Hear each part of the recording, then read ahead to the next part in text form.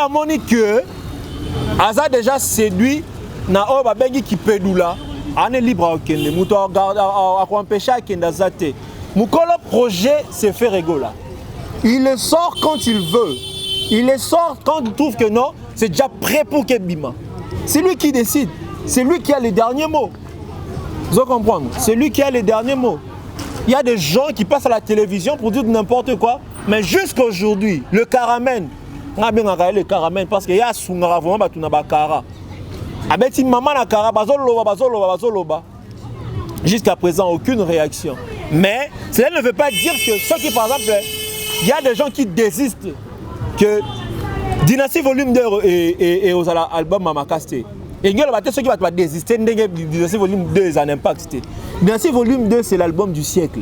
C'est tout le monde qui attend cet album. C'est tout le monde, je le dis bien. Il y a même le détracteur de Fer et Bateau, c'est l'album Wanebima.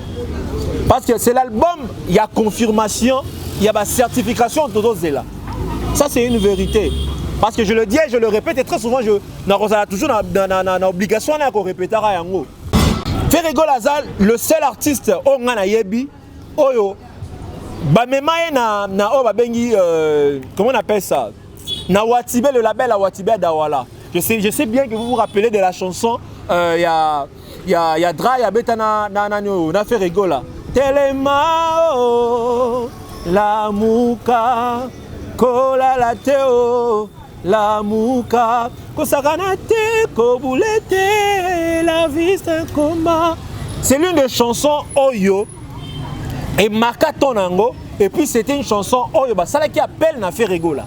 Ferrego là n'était pas allé chercher un featuring, mais bangonde ba bengi Ferrego là pour que ça na un featuring wana. Yango tango yo karakeno. Tout ça, on n'a jamais vu. Mais c'est que moi je me ré, et ça que attachement à Dadju, attachement à Gims, n'a fait et zalaté parce que Monique n'a fallu s'imiter d'être Luka Ferré. Ça, on ne va pas aimer. Parce que Ferré, c'est un vrai. Ferré, c'est pas un hypocrite.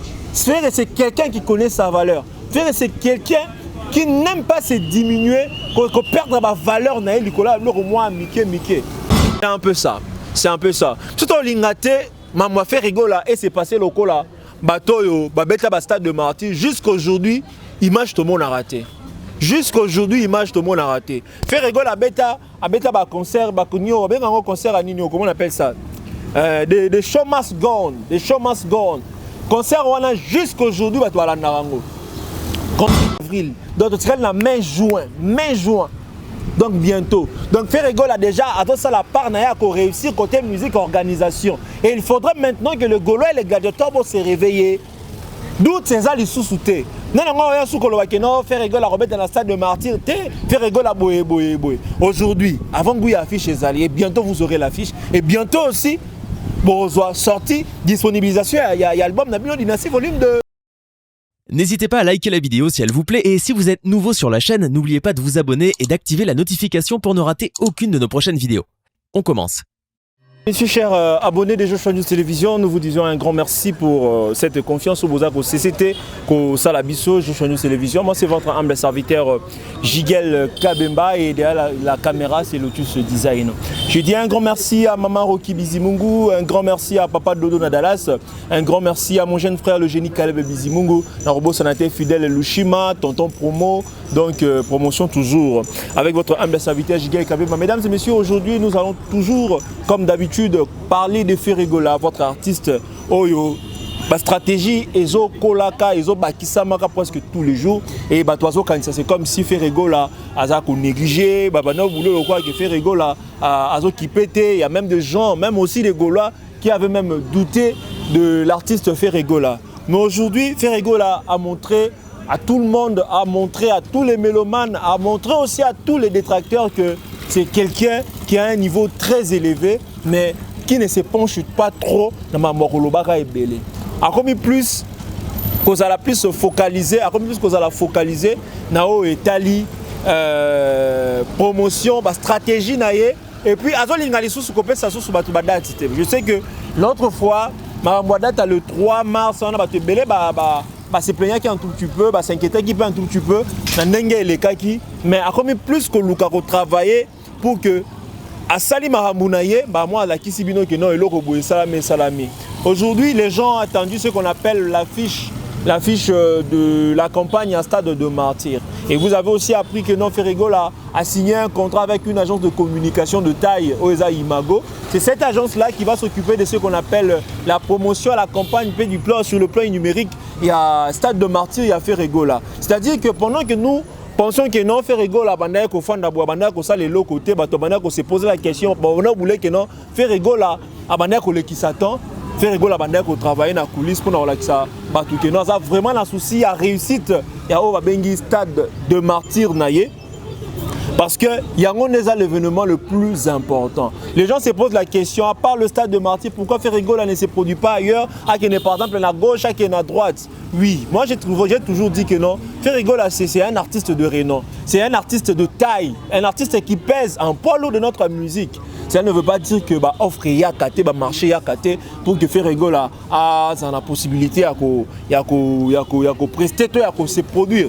Mais s'il ne le fait pas, c'est juste parce qu'il veut seulement se focaliser qu'on peut s'attendre sur son stade de martyr. Parce qu'il veut que ce stade soit une réussite à 100%. Parce que déjà, il s'occupe de ce qu'on appelle l'organisation de ce stade de martyr. Et en même temps, plus jour et ça m'a beaucoup découvrir yango. Donc il ne veut plus qu'on se penche dans le système que non non à travailler dans la coulisse à la kisibino résultat d'un système je demande à tous les Gaulois et les gladiateurs on a déjà connaissé dans le doute s'il y a production à faire rigole à la stade de martyr bolongo la doute bolongo la vraiment doute que faire rigole à travailler d'arrache-pied pour que ce stade de martyr est là. Et ça a vraiment réussite au qui ne fait rigoler à obligation de réconcilier ce qu'on appelle le plein le spectacle de bonne qualité. Il faut vraiment s'engager pour que vraiment comprendre ce que vaut faire rigoler na maramou est à stade de martyr. Parce que faire rigoler la fois tika oba bengi histoire. Il faut vraiment faire rigoler à tika oba bengi histoire parce que détracteurs yebi qui a rosala yango moni bazo bundisa kaye tous les jours. Les autres beta li solo ya concert à $500. Les autres on a beta qui concert à $500. On a beta concert à $300. Mais les lots de concert ya Évreux, ils ont qui $300 té. Ils ont qui 30 $50. Aujourd'hui les concerts ya Évreux, ils ont l'obama koleka ba concert ya 30 ya $300-500. Aujourd'hui concert ya Évreux, tout le monde en parle. Et face à même tel concert et face à un concert il y a $300-500. Et je like c'est la grandeur de l'artiste. Vous comprenez? Les autres on va bien Bizorbi, tu reviens à Bizorbi version Évreux. Non on a bien Bizorbi version Évreux. Pendant qu'on rafraîchit ma mémoire, non c'est nous l'autre design balancer les bisons nous concert extrait à concert et on a Bizorbi version Évreux. Oyo. Pas finalement ça qui juste $30, $50. Mais effacer le concert, il y a $500. Le tu design balancer les bisous et bien d'autres ont à tout le bélamon les sous.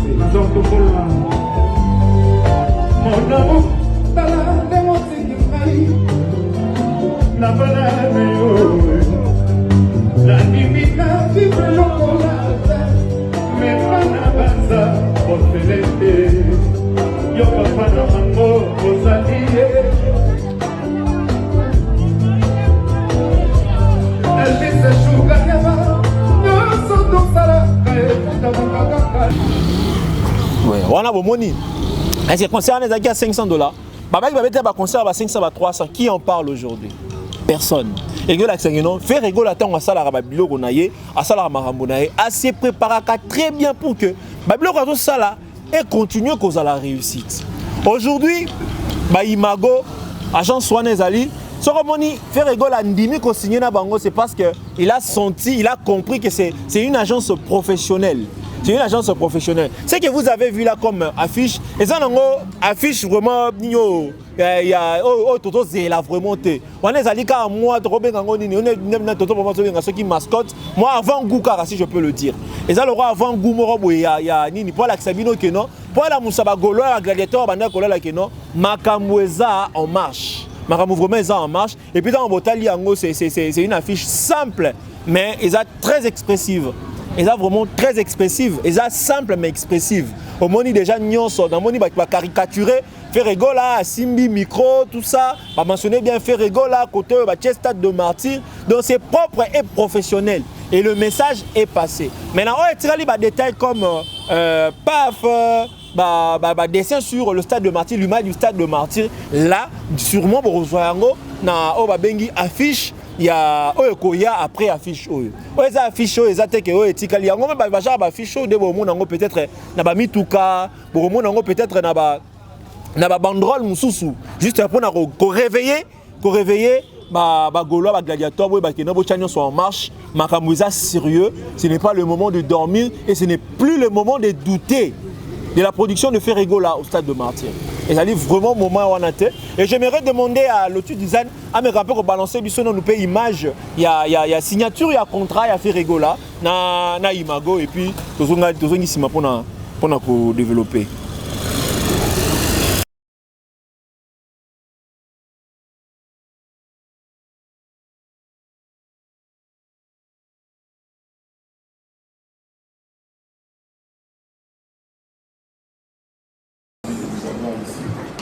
Pour cette occasion unique, la signature du contrat de la gestion de la production de l'événement, un grand événement attendu par tout le monde, derrière les frontières de la RDC, et l'artiste star, comme moi j'aime l'appeler, Jésus des Nuances. Je trouve que Jésus des Nuances, ça fait unique, ça le convient bien. Nous sommes très ravis de la confiance que lui-même l'artiste et son lieu nous a fait. Donc nous sommes là, nous vous accueillons pour qu'on puisse faire cette signature officielle et commencer le travail que tout le monde attend. Merci à tous. Ça, c'est ma signature. Enfin, on arrive à l'objectif qu'on voulait pour atteindre notre apogée. Aujourd'hui, beaucoup de gens ont attendu. Nous, on travaille en amont, déjà avec l'agence. On est très avancé. Maintenant que nous allons lancer la campagne, il est bien nécessaire qu'on puisse se protéger à travers ce contrat afin que tout ce qui avait, comment dirais-je, tout ce qui... Donc c'est un peu ça, Tout en lingate, m'a fait rigoler et c'est passé le coup là, bateau, babeta stade de Martyr, jusqu'aujourd'hui, image tout le monde a raté. Jusqu'aujourd'hui, image tout le monde a raté. Faire rigoler à beta concert, concert à Nino, comment on appelle ça? Des show must go on, concert on a jusqu'aujourd'hui concert on a jusqu'aujourd'hui concert on a les cas presque na ba chaîne nyonso.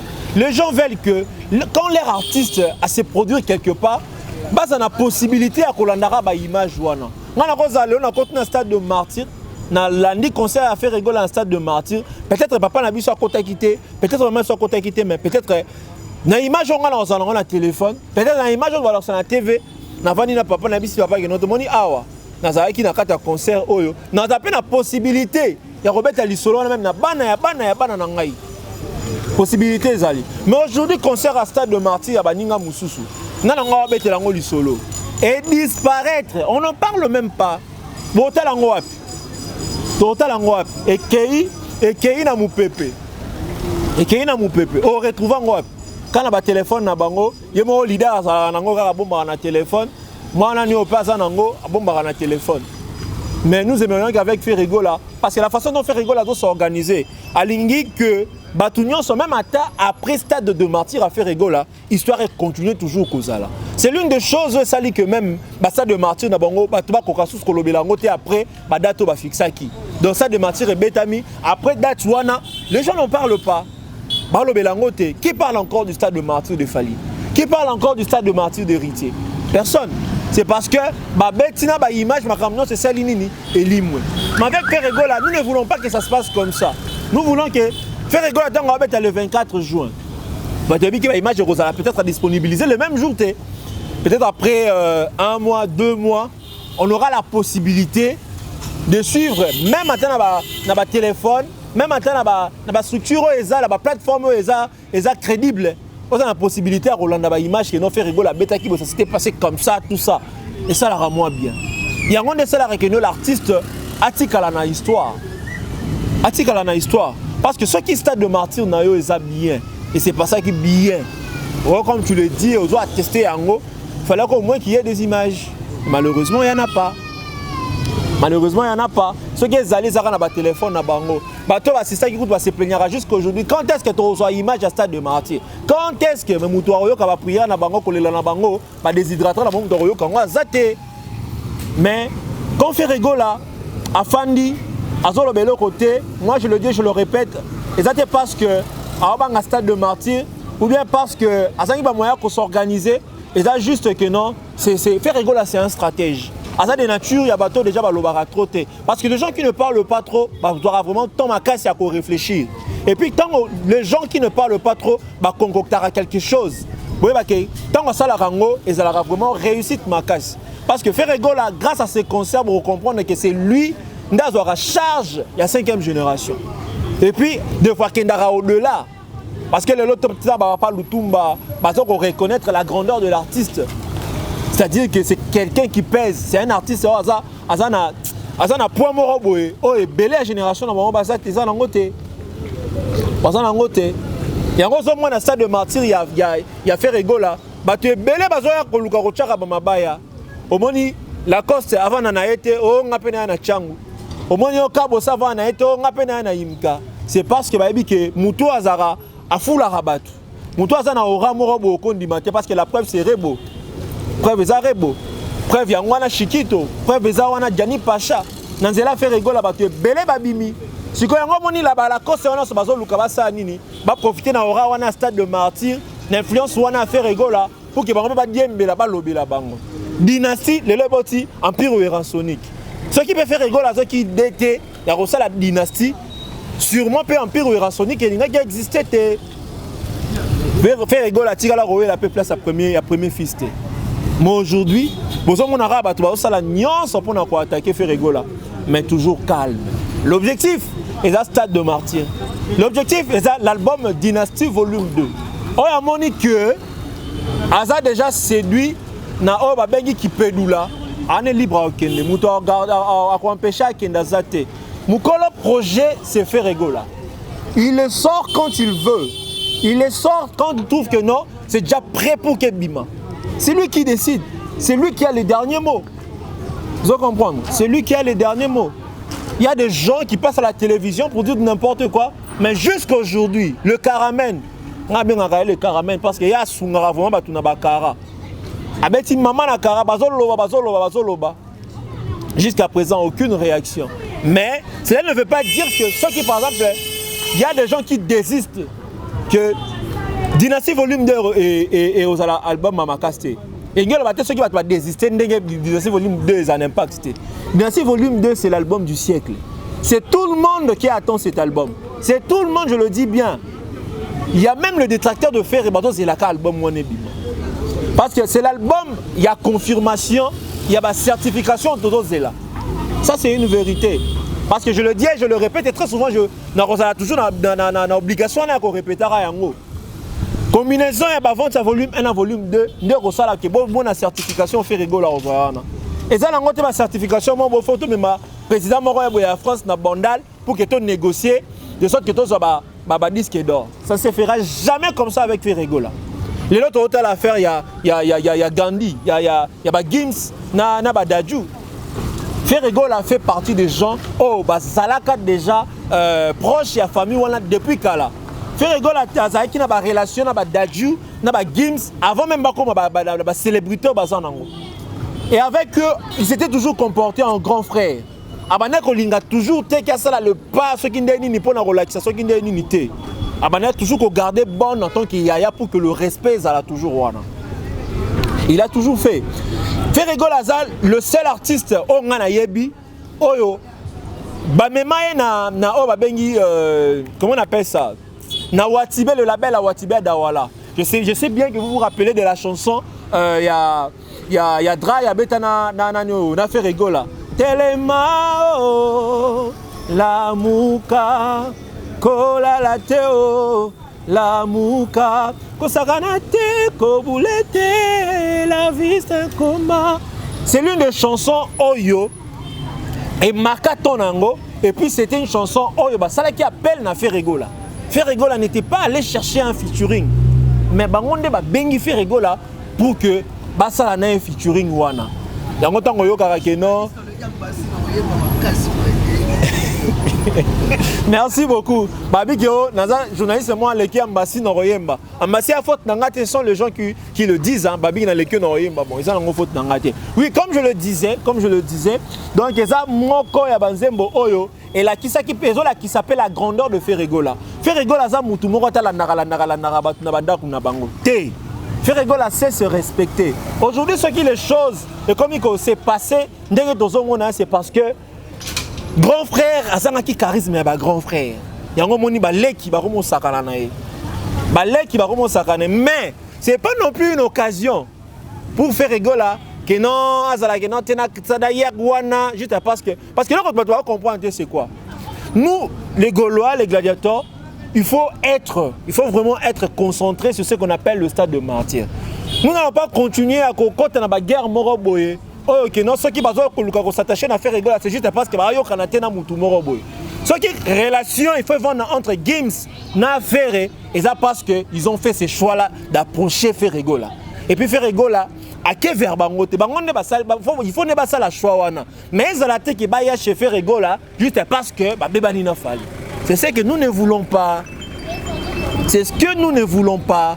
Ce qui Games n'a d'adjou, entretenir de bonnes relations. Ce qui Games n'a d'adjou, tisser de bonnes relations avec Ferrego là.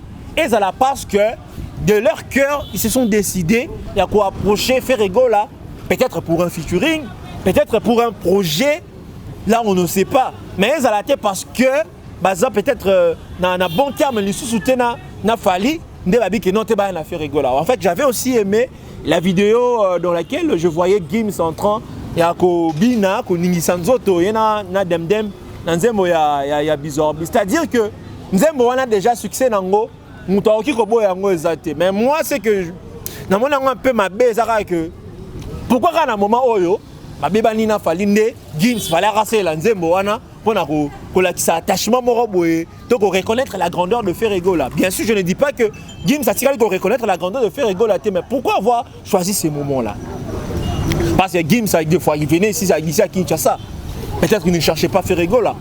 Dadju aussi. Tout le monde a ma photo à Dadju na Ferrego là, si je ne me trompe pas. C'est ça l'autisme. Mais tout ce qu'elle a fait au monde, peut-être Dadju, Lukia, Wanani, tout ça, on n'a jamais vu. Mais c'est que moi je meurais, et ça que attachement à Dadju, attachement à Gims, n'a fait et zalaté parce que Monique n'a fallu s'imiter d'être Luka Ferré. Ça, on ne va pas aimer. Parce que Ferré c'est un vrai. Ferré c'est pas un hypocrite. Ferré c'est quelqu'un qui connaît sa valeur. Ferré c'est quelqu'un qui n'aime pas se diminuer, qu'on perdre ma valeur na Nicolas, au moins Mickey. Ferré c'est pas un Maweli ça. Ferré c'est pas un Maweli ça. Le titre de Maweli c'est comme officiel. Le titre de Maweli ça est comme vraiment officiel. Non, non, non, il y a Maweli ça, il y a artiste là. Non, non, non, tant que Inos bien solo bakeno, ngape na mona ki angonenge bane koleka. Na mona ki keloko makamwane bane koleka bien na population. Na mona ki terrain faut total angono na musika. Ngape babenga ki ngai, mais na bi que terrain o eza bien. Tasco Inos bi à quel âge? Inos bi à quel âge? 25, peut-être un peu moins de 25. Mais ceux qui ont 25 ans ont la capacité de réfléchir pour dire que non, il faudrait éviter peut-être le terrain parce que ça crée des problèmes. Peut-être parce que ça crée des problèmes. Il a déjà réfléchi. Mais vous êtes le premier à venir dire que non, faire rigoler à un entourage à Mabé, faire rigoler à un entourage à Mabé, faire rigoler à un entourage à Mabé. Vous êtes le premier à le dire. Mais pourquoi votre entourage ne vous a pas aidé à comprendre que non, cette idée-là était la mauvaise? Aujourd'hui, ce que j'aime chez Maniké, c'est quoi? Dans ce monde, il a commis vraiment dans le sens moroboé. Il a se penché vraiment dans l'OESA logique. Il a se penché dans l'OESA logique. Demain, ce qui est artiste, ça s'est décidé par exemple que non, n'a postulé. Alors, il y a un discours nini. Alors, il y a un discours nini. Net na maramba auto sala oyo presque partout en Afrique. Baza contre le système oyo, il y a ba français. Presque partout. Lelo oyo, nananga okikobo ya keno, le Rwanda est soutenu par ba français. Pourquoi Macron n'a pas eu ce courage là à dire tout haut, il a fustiger ce que fait la France, ce que fait le Rwanda. Pardon. Ce que fait le Rwanda. Pourquoi il ne l'a pas fait? Siko yondimi ko kende kuna. Qu'est-ce que ça a changé? Au contraire, ça nous a diminué. L'autre fois, j'avais parlé de BMW, bien Beer Money and Women. Et ça, moi, quand je suis congolais, Beer Money and Women. Mais malgré tout ce qu'on avait à dire au président français, tu as abouti na wapi, na bière, na money, pour la débourser au sommet masanga. Tu as évité ce qui vous mène à ça qui n'a pas de wana. On a bon coco dans la carte. Vous voyez que et ça livre vraiment on va bengi Sony. Et ça livre vraiment on va bengi Sony. Je salue vraiment la décision à Gims. Les artistes ne sont pas boy vraiment qu'au vraiment dans ma solo wana. Donc c'est un peu ça. Dans un ma solo stade de Martyr, Gaulois Gladiator makamou c'est telemi. Makamou déjà et ça déjà dans zela. Bon téléma. Bon, ça prêtait déjà pour que toi, on a facilité, on a pour ça la descente communale. Dernièrement, à Borolanda, bientôt la Borolanda, élément de Salina Basse, Moro, il y a Bala Selema, ou Babengi Sibiso, to solo la kaka. To solo na bango moukié, juste à rapport à la qui s'abattu que non, il faut qu'on téléma. Il faut vraiment qu'on téléma.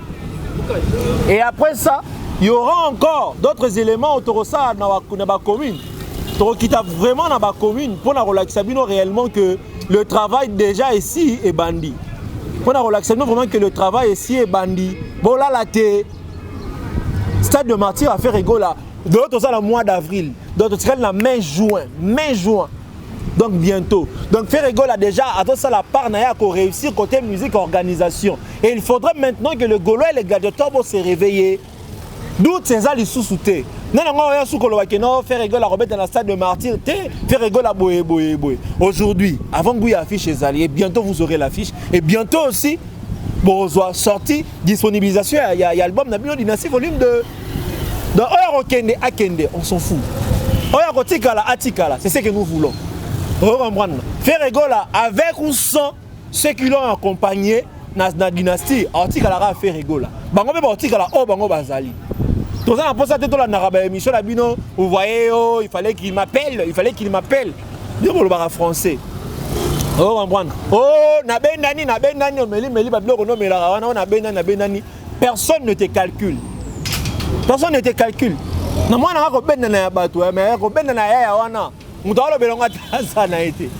Et ça, n'a pas d'actualité. Donc, faire rigoler. Parfois, dans le bango, il y a une victime de générosité. Il y a bon, n'a habité, mais projet dynastie, volume 2 temps Robima. Moi je dirais que et apprendre à faire rigoler la paix sur moi leçon mususu. Leçon est que l'union fait la force. L'union fait la force. Grâce à l'union, toko bimiselo ko mo pe boué et kangi mokili. Vous allez comprendre, paix est bien aux ala généreux. Mais la deuxième leçon on peut apprendre est que basala rabola muna mutunyo sauté. Basala rabola vraiment la mutunyo sauté et puis mutaroki cause la victime ya bola oh ya ça liba. Donc c'est un peu ça mesdames et messieurs, nous sommes arrivés à la fin. Moi message à souka tozala ki nango pour na bino ba golo ba gladiator o bolingara vraiment fait rigola. Donc ma solo vraiment est bandit bo reçoit vraiment ma ramone bolingara. Donc vous allez mobiliser moralement, vous allez vraiment fort. Boye ba ke makambo ezali boye ba peke ba attaque kozala boye bapeke bato vraiment bakosala babiloko moko mpona kopesa bino kana mpona kodistraire bino mais bozala nde sage bozala vraiment sage ndenge naza kosenga na bino bozala sage stade de martyr oyo tokoboma moto eza nango te tokosala sacrifice nde bato basalaka basacrifice biso se biso ya bagolwaki no ntango ozokita na bagradin to nini boye omoni moto akwei botelemi bobendi ye ndeko nanga telema chez biso moto akufaka te ale tocontinue so omoni kaka otambola moningo na kwei ndeko nanga telema totambola chez biso moto akufaka te wana eza moko babiloko baconsigne bagolwa bazwi oyo comprendre moko baconsigne topesi bagolwa boye wana oke espace eza mokie bon loko espace eza mokie toza na posa étouffement te toza na posa moto akufa te toza na posa baloba te ke faire sacrifier ndeko nanga tozela tobimaka ta 5-5 babima ta 5-5 chez biso moto akokufa te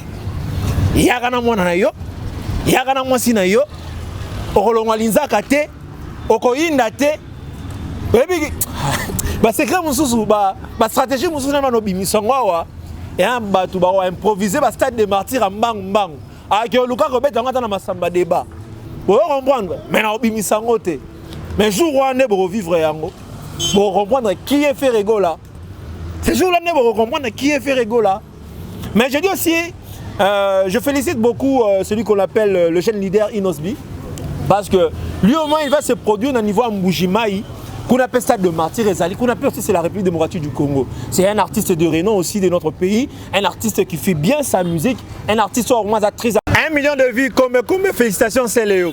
Oui mesdames et messieurs, donc comme Inasuka, vous allez connecter, vous allez toujours abonner, beaucoup de la confiance. Dans Joshua News Télévision, c'était votre humble serviteur Jigal Kabemba et derrière la caméra, c'était le Tunisien, tout mon ami. Prochainement.